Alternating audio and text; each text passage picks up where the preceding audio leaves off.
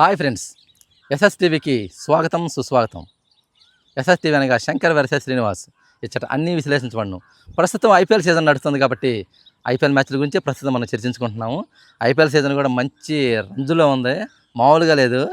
ఆ టోర్నీ వాళ్ళు పోయిన వారాన్ని రివెంజ్ వీక్ అని నిర్ణయించారు. అసలు అది కానే కాదు. పోయిన వారం జరిగింది రివెంజ్ వీక్, అది అసలు జరుగుతున్న రివెంజ్ వీక్ ఇది. ఎందుకంటే టాప్లో ఉన్న జట్టుల్ని ఈ బాటంలో ఉన్న జట్లు పట్టుకొని లాగుతున్నాయి కిందకి.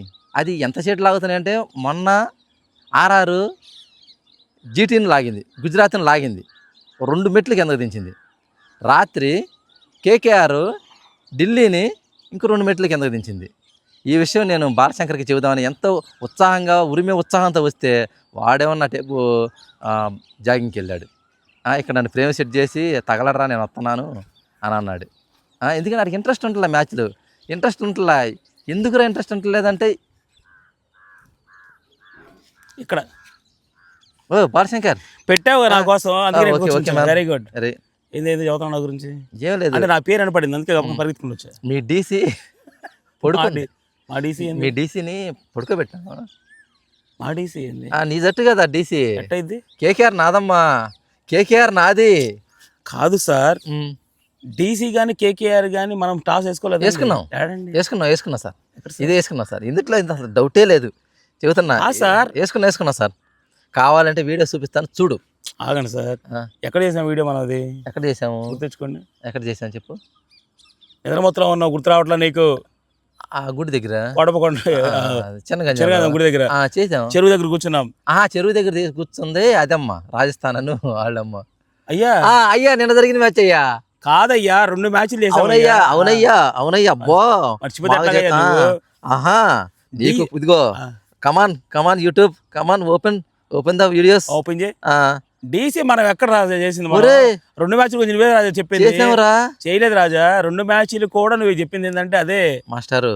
ఇదిగో మాస్టర్, ఎక్కడ చేసావు వీడియో చెప్పు. ఇదిగో మాస్టర్, ఇదిగో ఇవి ఐపీఎల్ మ్యాచ్ 45, 46 చేసాం సార్. చేయలేదు సార్,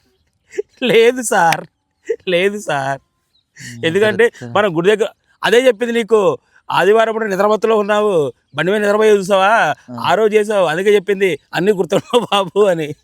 ఇదిగో చేసామండి, ఇదిగో డీసీ కేకేఆర్ గుడి దగ్గర చేసాము. ఇదిగో గురుగారు, ఇదే అదే. టాస్ వేయలేదా? చూసారా? ఇదేం దరిద్రాలయ్యా మాకు.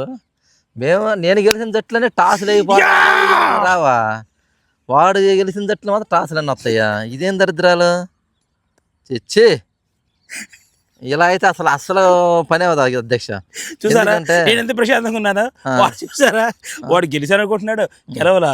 గుడి దగ్గరికి వెళ్ళాం, నాకు తెలుసు. ఎందుకంటే శ్రీనివాస్ గుడి దగ్గర తీసుకెళ్ళాడు కావాలి. ఆ రోజు చిన్నగంధం గుడి దగ్గరికి వెళ్ళిన తర్వాత ఆ రోజు నాకు శివాలయం ఒక పక్కన ఉంది, పక్కనే అయ్యప్ప సంఘ కూడా ఉంది. మనోడు దాదాపు అయ్యప్ప సమ్మార్లో ఇప్పుడు ఎన్నిసార్లు వేసేసాను?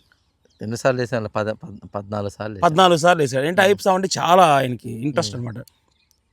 2 గుళ్ళు చూడంగానే మనోడు ఏం చేశాడంటే, నాకు ఈ ఫ్రేమ్ కావాలి, ఈ ఫ్రేమ్లో వీడియో చేయాలన్నాడు.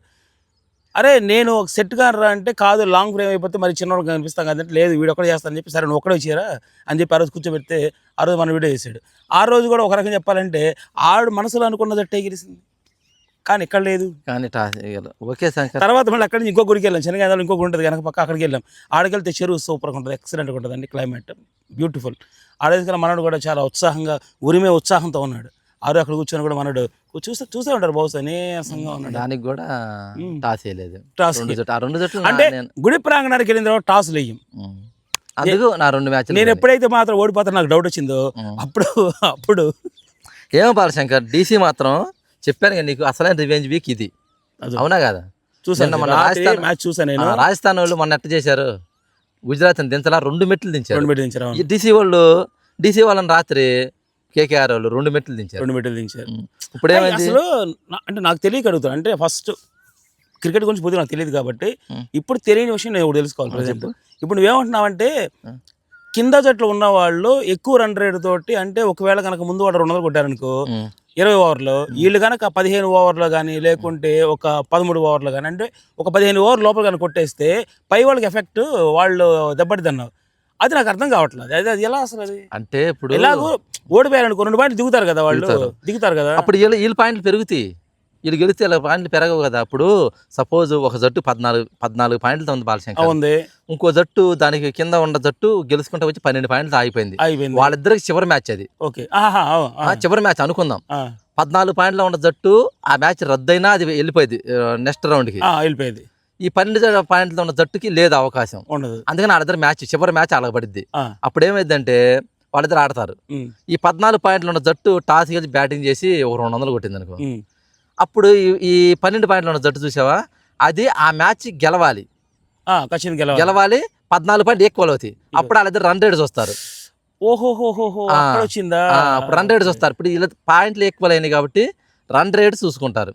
అప్పుడు వీళ్ళు ఏం చేస్తారు, దాన్ని అధిగమించాలంటే వీళ్ళు 15 ఓవర్లోను 16 ఓవర్లు టార్గెట్ ఇస్తారు. మీరు 15 ఓవర్లో ఈ 200 స్కోర్ చేంజ్ చేస్తే మీరు నెక్స్ట్ రౌండ్ క్వాలిఫై అవుతారు అని ఒక ఇన్నింగ్స్ అయిపోగానే టోర్నమెంట్ నిర్వహించే వాళ్ళు చెప్తారు. ఇది వాళ్ళకి లిస్ట్ ఇస్తారు. మీరు మామూలు గెలిచారనుకో 14 పాయింట్లు వచ్చిన మీకు రాదు, రన్ రేట్ మెరుగుపరచకపోతే మీరు క్వాలిఫై కారు, ఎందుకంటే మీ సావరేవో మ్యాచ్. అందుకని మీరు ఈ 14 పాయింట్లు వచ్చి రన్ రేట్ మెరుగుపరుచుకుంటే మీరు నెక్స్ట్ రౌండ్ క్వాలిఫై అవుతారు, లేకపోతే మీరు అస్సామే అని చెబుతాను. ఇది నాకు అర్థం కాదు. అంటే నువ్వు చెప్తున్నావు కానీ నాకే అర్థం కావట్లేదు. అంటే మామూలుగా కింద వాళ్ళు కనుక పైన వాళ్ళు ఎఫెక్ట్ ఇస్తారు, పైన వాళ్ళు కింద పడిపోతారు. ఇది ఎందుకు బాలశంకర్ రాత్రి మొన్న ఆర్ఆర్ గెలిచింది. అప్పుడు ఆర్ఆర్ అంతకుముందు ఎట్ట ఉంది, 9 మ్యాచ్లు ఆడి 4 పాయింట్లతోనే ఉంది. 4 పాయింట్లతో. గుజరాత్ ఏమైంది, 8 మ్యాచ్లు ఆడి 10 పాయింట్లతో ఉంది. అప్పుడు ఇప్పుడు ఆర్ఆర్ చివరి ఇద్దరు 10వ మ్యాచ్ ఆడింది, గెలిచింది. 6 పాయింట్లతో వీళ్ళు 8వ స్థానంలోకి వచ్చారు, పైకి వచ్చారు, ఒక మెట్టు పైకి వచ్చారు. గుజరాత్ ఏమైంది, 9 మ్యాచ్లు ఆడినా కూడా 10 పాయింట్లతో వాళ్ళు 2 మెట్లు దిగారు 12 పాయింట్లతో. ఇప్పుడు ఏమైంది, ఆర్ఆర్ ఇంకా అట్లా గెలుచుకుంటా 2 పాయింట్లు పెంచుకుంటా వచ్చి గుజరాత్ తన నెక్స్ట్ మ్యాచ్ లో ఓడిపోతుంటే వాళ్ళు దిగుతా ఉంటారు. ఓకే 1 పాయింట్ దిగుతా ఉంటారు. ఆ వార దిక్కపోయినా చివర 5-6 స్థానాల్లో ఉంటారు. వీళ్ళు లేచుకుంటా పైకి వెళ్తుంటారు ఈ కింద ఉన్న జట్లు. చివరి మ్యాచ్లు వాళ్ళకి టఫ్ గా టాప్ లో ఉన్న జట్లతో పడతాయి, గ్యారంటీకి పడతాయి, అది సమస్య లేదు. అప్పుడు పడిద్ది ఇది. అసలైన రివెంజ్ వీక్ మొన్న జరిగింది కాదు ఇది. అంటే రివెంజ్ వీక్ అంటే ఇప్పుడు ఏంటంటే పోటాపోటీగా ఉండి నిజమైన ఆట చూపిస్తున్నారే, ఇది రివెంజ్ వీక్ అండి. మొన్న అంటే రివెంజ్ వీక్ కాదు, మొన్నటిది ఏంటంటే మీ ఇంటికి వస్తే అది చేశారు, మా ఇంటికి వస్తే మీరు వాయనం ఇచ్చారు, మీరు 2 వాయనాలు ఇస్తా ఉన్నట్టుగా ఉండిద్ది. ఇది అట్టా కాదు, సస్తే నువ్వు సావు, లేకపోతే నేను చస్తా. నిన్ను చంపడమా సావడమా శరణమా మరణమా అనే డైలాగ్ ఉంది. అదే డైలాగ్ ఉంచుతారా, శరణమా మరణమా అని అదే డైలాగ్. సమయం లేదు మిత్రమా అంటాడు, సమయం లేదు మిత్రమా. ఇది కూడా ఇది సమయం లేదు. ఇక వాళ్ళు ప్రతి మ్యాచ్ ని ఇంపార్టెంట్ గా తీసుకోవాలి. టాప్ 4 లో ఉన్న జట్లకి ఈ డైలాగ్ బాగుంది, ఇంకోసారి వాడుకుంటాను. అది అందుకని పాపం టాప్ లో ఉన్న జట్లకి గజగజ మాత్రం కొంచెం ఏమైనా కానండి. ఈ బుడ్డోళ్ళు ఎప్పుడైతే అంటే కింద ఉన్న వాళ్ళు సీరియస్ గా ఆడటం బిగిన్ చేశారో నచ్చింది నాకు. రాత్రి బాగుంది, నేనే ఫస్ట్ నుంచి ఆడితే ఇంకా చాలా బాగుంటది కదా. అప్పుడు అసలు అంత ఛాన్స్ రాదు. కంటే ఒక రకంగా చెప్పాలంటే ఫస్ట్ నుంచి ఆడినా కూడా వీళ్ళు టాప్ లోకి వెళ్ళారనుకో ఆ కింద లాగుతారు. ఎందుకులే చెప్పి వీళ్ళే కొద్దిగా సైలెంట్ గా ఉండి ఇప్పుడు బాధకుండా పోతా ఉంటారు. ఇంకా ఎక్సలెంట్. టాస్ గెలిచి ఢిల్లీ ఏం చేసిందంటే చేజ్ చేద్దామని వీళ్ళకి బ్యాటింగ్ ఇచ్చింది. అవును, వీళ్ళు అందరూ ఆడారు, ఒకళ్ళ మీద వేసుకోలేదు శంకర్. అయితే జట్టు సమిష్టి కృషి చేసింది. ఒకళ్ళు 24, 27, 25, 44, 7, 36, 17 అట్ట అలా కాస్త సమకూర్చి ఆడ ఓపెన్ చేసి ఆడ పెట్టారు. కానీ ఇక్కడ ఇంకో విషయం ఏంటంటే 10 ఓవర్ లోపు ఒక రకంగా స్కోర్ వచ్చింది. అవును, 10 ఓవర్ తర్వాత అంత స్కోర్ రారా. అసలు ఆ మూమెంట్ ఎట్టుందంటే 130 అయిపోయింది కదా, వీళ్ళు నా ఐడియా ప్రకారం కనీసం ఒక 230, 260 అది పంపిస్తాను అనుకున్నాం. కానీ బౌలింగ్ తర్వాత అసలు కట్టడి చేశారు. 3 ఓవర్లకు 48 కొట్టారు బాలశంకర్ కేకేఆర్ వాళ్ళు. 6 ఓవర్లకు 85 2 వికెట్ పడింది. 7 ఓవర్లకు 91, 9 ఓవర్లకు 113, 14 ఓవర్ల కాడ వికెట్ పడింది 174. 16వ ఓవర్ కాడ పడింది వికెట్ 174. అప్పుడు అంటే 10-11 లెక్కన కొట్టుకుంటూ వెళ్ళారు. అదే రండి మెయింటైన్ చేశారు. కానీ చివరిలో వికెట్లు పడిపోవడం వల్ల చివరిలో అట్ట ఆడినట్టు చివరిలో ఎంత 250 టార్గెట్ పెట్టాలి. వీళ్ళు ఏం చేశారు, మళ్ళీ రాత్రి వికెట్. అవును, అసలు హార్డ్ బౌలింగ్ బాబు. అంటే ఒరే నువ్వు అప్పుడు దాకా అలా బౌలింగ్ వేసి లాస్ట్ వికెట్ తీస్తే ప్రయోజనం ఏందా? ఫస్ట్ వికెట్ తీసావు అనుకో ఆ గోల్ ఉండదు కదా. కానీ వీళ్ళు ఢిల్లీ వాళ్ళు కూడా బాగా ఆడారు. ఓపెనర్ డూప్లెస్సీ 62 కొట్టాడు, కరుణ్ నాయర్, అక్షర్ పటేల్ అర్థం కావట్లా. కెప్టెన్ కి చేతికి దెబ్బ తగిలింది. ఆయన 43 కొట్టి కొట్టాడు, బారునుగేవాడు. 43 కొట్టాడు ఆయన. ఆ, కానీ ఒక 6 కొట్టి చాలా పెయిన్ ఫీల్ అయ్యాడు. అదే నా అవును, సంగతి. అదే.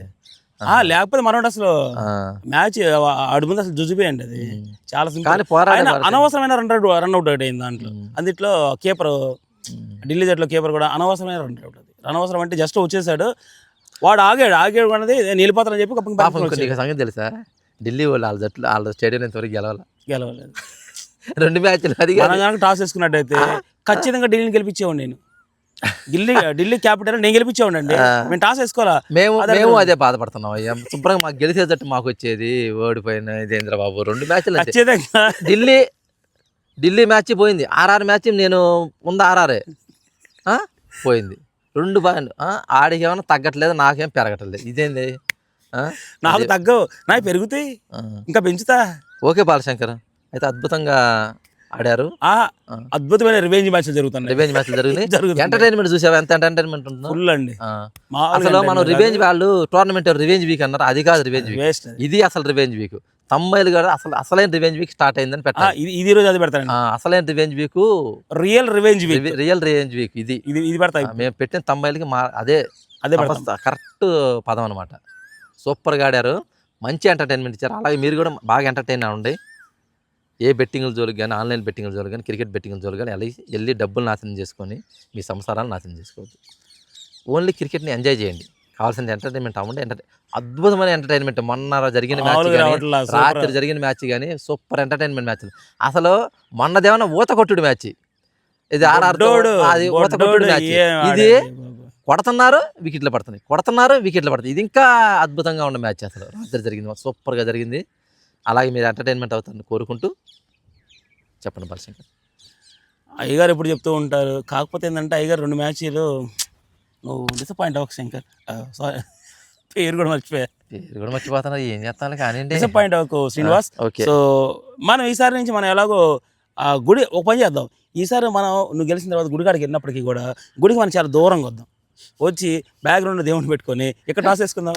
ఇది దోలు తెరాల్సిన పరిస్థితి నాదేముంది, శుభ్రంగా. అయితే పోయిటి బాలశంకర్, అదే నిజమైతే ఈరోజు చెన్నై గెలవాలి. అరే కరెక్ట్. చూద్దాం, ఈరోజు చెన్నై గెలవాలి. మనం రివెంజ్ వీక్లో ఇది కంటిన్యూ అవుతుందంటే పగ ప్రతీకారాలు, అసలైన రివెంజ్ వీక్ జరిగి ఈరోజు చెన్నై గెలిస్తే ఉండేది. చెన్నై కంటే వాస్తవంగా చెన్నై గెలడానికి అవకాశం ఉంది నాకు.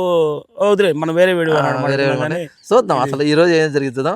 ఓకే ఫ్రెండ్స్, వీడియోతో ఎంత ఎండ్ చేద్దాం. శ్రీనివాస్ చెప్పినట్టుగానే బెట్టింగ్ జోలికి వెళ్ళకండి, సంసారాలు జీవితం నాశనం చేసుకోవద్దు. ఇప్పుడు ప్రెజెంట్ అందరికీ కూడా సమ్మర్ హాలిడేస్ వచ్చేసినాయి. ఈ హాలిడేస్లో పిల్లలకి కావాల్సినటువంటి పూర్తి ఎంటర్టైన్మెంట్ మీరు అందించాలి అంటే బయట మనకి ఇప్పుడు సమ్మర్ క్యాంపింగ్ జరుగుతూ ఉంటాయి. ఏదో ఒక హెల్త్కి సంబంధించిన యాక్టివిటీ జరుగుతుంటుంది. మామూలుగా ఎక్సర్సైజ్ నేర్పించడం కానీ, లేకుంటే బయట సమ్మర్ క్యాంపింగ్స్ పెడుతూ ఉంటారు డిఫరెంట్గా. అంటే స్పోర్ట్స్కి సంబంధించింది కానీ, లేకుంటే ఇప్పుడు ఆర్చరీ జరుగుతుంది, రైఫిల్ షూటింగ్ జరుగుతూ ఉన్నాయి. పిల్లలకు ఏదైనా సరే శారీరక వ్యాయామానికి సంబంధించింది ఏదైనా సరే మీరు దానికి పిల్లలకు కొంచెం ఎంటర్టైన్మెంట్ ఇస్తారని, వాళ్ళకి కావాల్సినటువంటి సదుపాయాలు మీరు కలిగిస్తారు మనస్ఫూర్తిగా కోరుకుంటూ. Thank you Srinivas. మరొక మ్యాచ్లో మళ్ళీ మనం ఓకే. ఏం గెలిచినా ఏం చేస్తాం శంకర్, మ్యాచ్ గురించి మాట్లాడుకోవడం కానీ గెలుపు ఆనందం ఏది? గెలుస్తావులేరా. చూద్దాం.